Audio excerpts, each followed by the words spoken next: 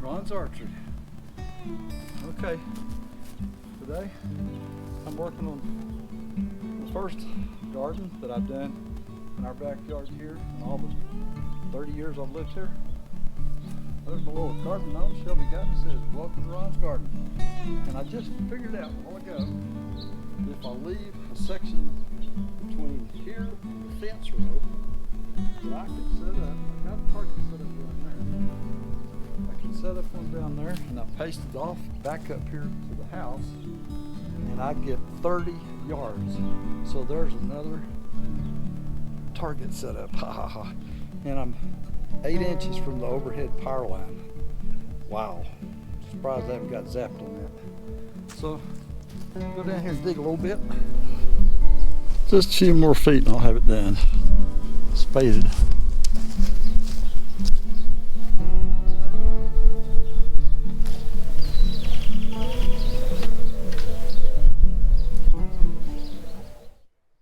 Someone asked me why I have all these trashy looking boards nailed up around the fence. Well, on the back fence in the right hand side, I have a brand new expensive wooden fence up. And on the left side, there's an old fence, belongs to the neighbors and they don't keep it up. So there's a lot of it's trying to fall down and a lot of gaps in it. And so I put these boards up so I have a little privacy between my yard and their yard. And that way I don't have any chance of an arrow going through the fence into the yard. And the back and the right hand side, I put up boards so that arrows don't hit the fence. If an arrow hits the fence, they split the boards. And sometimes they will go between the slats. So to protect my neighbors, keep myself out of trouble, I nail these boards up. Well, let's figure they got tree roots up here. Gotta stop and wet it down. This is what remains of that huge mongoose tree that I cut down a couple of summers ago. So my project throughout this summer will be to get dug down around it and get as much of it as I can. Oh, there's no easy way to do it. It's the last tree in the yard that I had to bother with. And it's just a stump. This is why I can't have heart surgery this year. I got too much to do. Feel.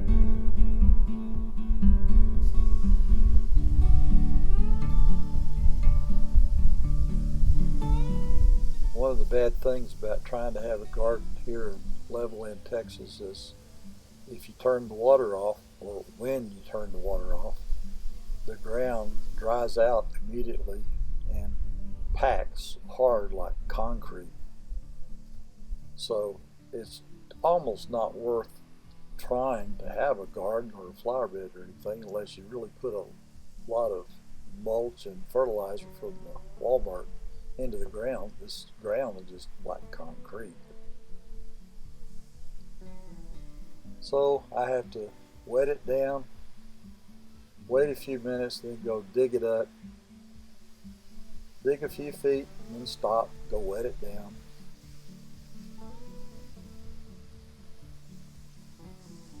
It looks like I'm putting a lot of water on the ground, but like I said, in just a matter of minutes, it'll look dry again.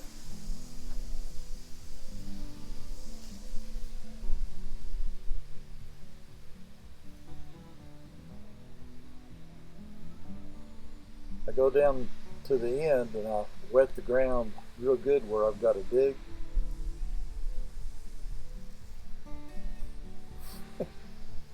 Then I can dig maybe 2 or 3 spades across, and then it's hard again. And people make fun of my yard because there's no grass. Well, if you don't have the water turned on all the time, nothing grows. Well, except for these weird little green weeds that come up and they have massive roots on them. You'd spend a fortune trying to spray the yard with weed killer. I don't like to do that. this will be the first time I've ever bothered with trying to do a garden here. And I was going to start rototilling today, but it started sprinkling and raining. So, and it's going to rain tonight, rain tomorrow, so it'll be a few days before the ground will be workable with the tiller again. So today I started adding shingles to the fence there to the left. I'll get some pictures of it tomorrow. Well, I guess that's about it for today.